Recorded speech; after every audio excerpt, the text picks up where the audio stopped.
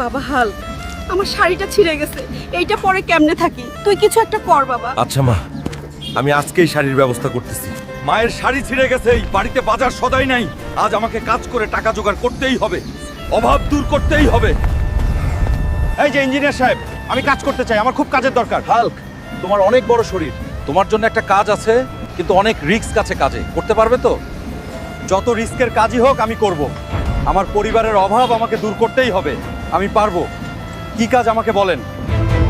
আমাদের 10তলা বিল্ডিং এর ওপর অনেকগুলো লোহার দণ্ড তুলতে হবে, তাইলে আমরা তোমাকে 10,000 টাকা দিব। আমি রাজি, আমি করব।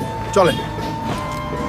বন্ধুরা, তোমরা লাইক সাবস্ক্রাইব করে আমার শক্তি বাড়িয়ে দাও, যাতে আমি ঠিকভাবে কাজ শেষ করতে পারি। এই নাও হাল্ক, তোমার পরিশ্রমের টাকা। যাই, এখন বাড়ির জন্য বাজার আর মায়ের জন্য শাড়ি কিনি। আমার মায়ের জন্য একটা ভালো চাইতে শাড়ি দেন, তাড়াতাড়ি যাই মায়ের জন্য শাড়ি নিয়ে। মা খুব খুশি হবে। মা, এই নাও বাড়ির বাজার আর নতুন শাড়ি।